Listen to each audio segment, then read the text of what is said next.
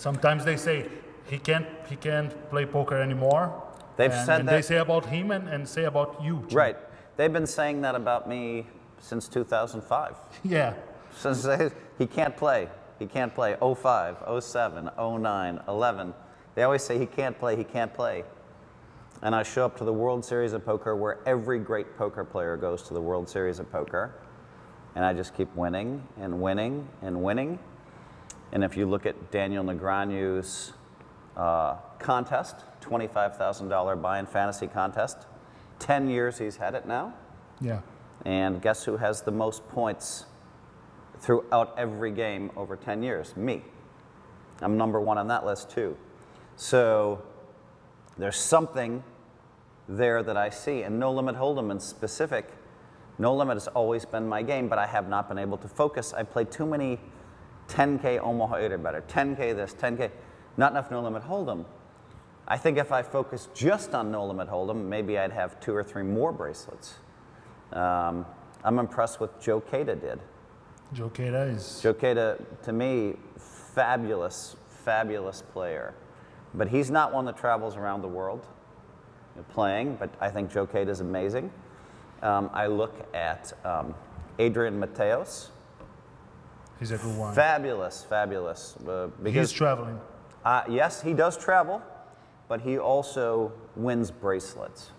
To me, if you want to be great, you have to win bracelets. Dominic Nietzsche.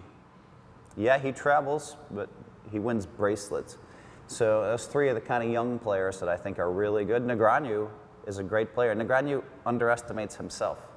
Negreanu, in 08, 09, he said, Phil, you can't win anymore unless you play like this.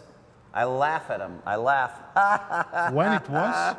He told me 2009, 2010, Phil, you can't win anymore unless you play exactly like this. I laugh at him. I said, Daniel, you haven't cashed in 2 years. You know, I'm going to win more bracelets, watch. And then he wrote all these negative blogs about the way I play poker, the way I play poker. And then 2011 comes up, and I win. I have 3 second-place finishes. 2012, 2 first-place finishes, and a bunch of final tables. And I'm like, Negreanu. Negreanu's a great player, and once he understands that he has to find his own style, then he will be even greater.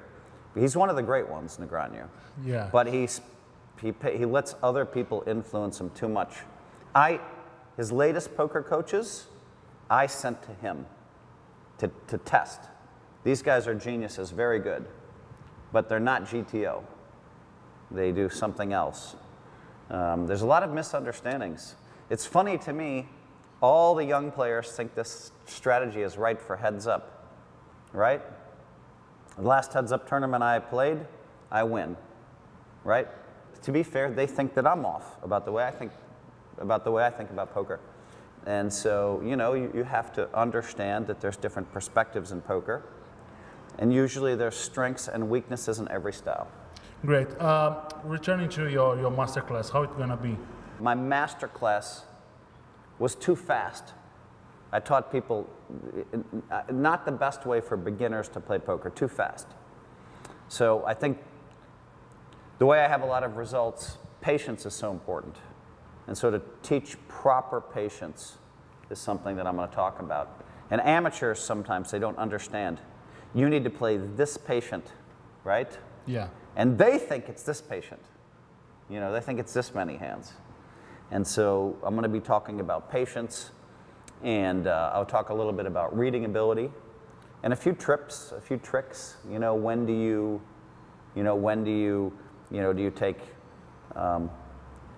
take a break? When do you walk away from the table? Nobody walks away from the table. One of my friends, Brat Cantu, he likes to walk away. He likes to take a victory walk. He wins a bunch of pots. Sometimes he'll go for a 10-minute walk, get a coffee. I kind of like that. Sometimes I take a tilt walk. Yeah. I'm very tilted. It's better. I'll pull up my app. Maybe I start playing some Chinese poker on the app because I'm so tilted, you know, or maybe just walk away. So, you know, we'll talk a little bit about the hand ranges and maybe some positions where you can put a little more pressure on.